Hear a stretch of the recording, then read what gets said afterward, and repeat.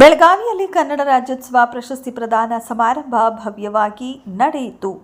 ಬೆಳಗಾವಿಯ ನೆಹರು ನಗರದಲ್ಲಿರುವ ಕನ್ನಡ ಭವನದಲ್ಲಿ ದಾಂಡೇಲಿಯ ಮಾಜಿ ನಗರಸಭೆ ಅಧ್ಯಕ್ಷರು ಹಾಗೂ ಕಲಾ ಕೌಸ್ತುಭ ಸಂಸ್ಥೆಯ ಸಾರಥ್ಯದಲ್ಲಿರುವ ಶ್ರೀ ಗೋವಿಂದ ಕಾಡಪ್ಪ ಮೇಲಕೇರಿ ಅವರ ನೇತೃತ್ವದಲ್ಲಿ ಕನ್ನಡ ರಾಜ್ಯೋತ್ಸವದ ಅಂಗವಾಗಿ ಕವಿಗೋಷ್ಠಿ ಮತ್ತು ರಾಜ್ಯಮಟ್ಟದ ಪ್ರಶಸ್ತಿ ಪ್ರದಾನ ಸಮಾರಂಭ ಭವ್ಯವಾಗಿ ನೆರವೇರಿತು. ನವೆಂಬರ್ 2ರಂದು ನಡೆದ ಈ ಸಮಾರಂಭದಲ್ಲಿ ನಾಡಿನಾದ್ಯಂತ ವಿವಿಧ ಕ್ಷೇತ್ರಗಳಲ್ಲಿ ಸಾಧನೆ ಮಾಡಿದ 65 ಮಂದಿ ಸಾಧಕರಿಗೆ ಕನ್ನಡ ರಾಜ್ಯೋತ್ಸವ ಪ್ರಶಸ್ತಿಗಳನ್ನು ಪ್ರದಾನ ಮಾಡಲಾಯಿತು. ಪ್ರಾಸ್ತಾವಿಕವಾಗಿ ಮಾತನಾಡಿದ ಶ್ರೀ ಗೋವಿಂದ ಮೇಲಗೇರಿ ಅವರು, ನಾಡು ನುಡಿಯ ಗೌರವ ಕಾಪಾಡುವುದು ಪ್ರತಿಯೊಬ್ಬರ ಕರ್ತವ್ಯ. ವಿವಿಧ ಕ್ಷೇತ್ರಗಳಲ್ಲಿ ತೊಡಗಿಸಿಕೊಂಡಿರುವ ಪ್ರತಿಭಾವಂತರನ್ನ ಗುರುತಿಸಿ ಗೌರವಿಸುವ ಕೆಲಸ ಮಾಡುತ್ತಿದೆ. ಮುಂದೆಯೂ ಕನ್ನಡದ ಹಿತಕ್ಕಾಗಿ ಅನೇಕ ಜನಪರ ಕಾರ್ಯಕ್ರಮಗಳನ್ನು ನಡೆಸುವ ಗುರಿ ಹೊಂದಿದೆ ಎಂದರು. ಕಾರ್ಯಕ್ರಮದ ಉದ್ಘಾಟಕರಾಗಿ ಬೆಳಗಾವಿಯ ಆರ್ಪಿಡಿ ಮಹಾವಿದ್ಯಾಲಯದ ಕನ್ನಡ ವಿಭಾಗದ ಮುಖ್ಯಸ್ಥರು ಶ್ರೀ ಎಚ್.ಬಿ.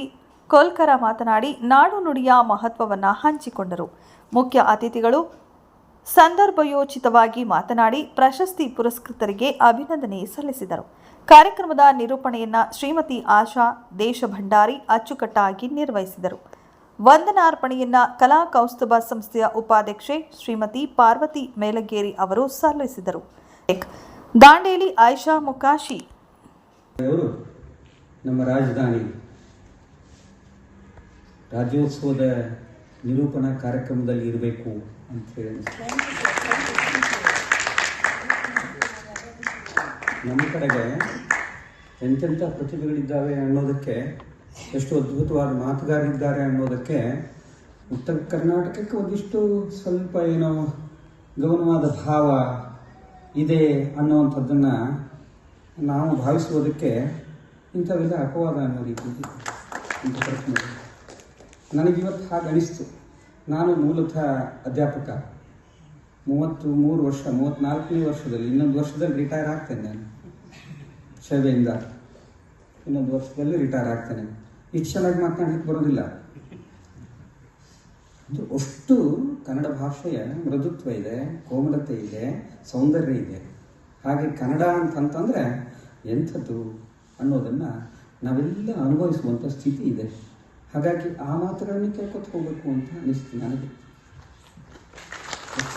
ಕಾರ್ಯಕ್ರಮ ನಿರೂಪಣೆ ಮಾಡ್ತಾ ಇದ್ದಾರೆ ಸೋದರ.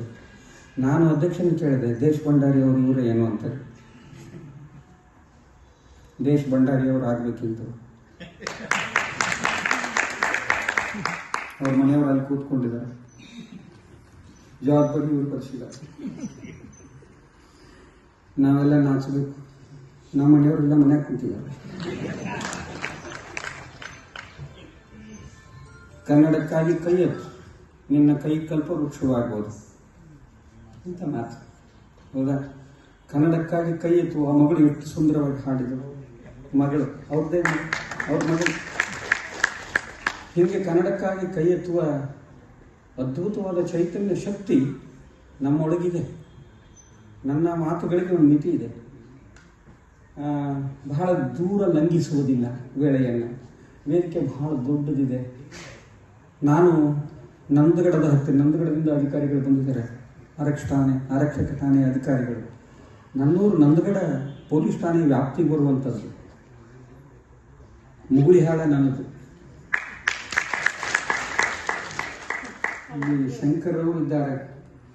ನಮ್ಮ ಜಿಲ್ಲೆಯ ಅದ್ಭುತವಾದ ಪ್ರಗತಿಪರ ಜವಾರಿ ಕಾಳುಗಳನ್ನು 200ಕ್ಕೂ ಹೆಚ್ಚಿನ ತಳಿಯನ್ನು ಸಂಗ್ರಹಿಸಿಕೊಂಡು ರಾಜ್ಯಾದ್ಯಂತ ಮೊನ್ನೆ ಗೌರವ ಡಾಕ್ಟರೇಟ್ ಪದವಿ ಕೃಷಿ ವಿಶ್ವವಿದ್ಯಾಲಯದಿಂದ ಬಂದಿದೆ. ಕೃಷಿ ವಿಶ್ವವಿದ್ಯಾಲಯದಿಂದ ಹೊಂದಿದೆ. ನಾವು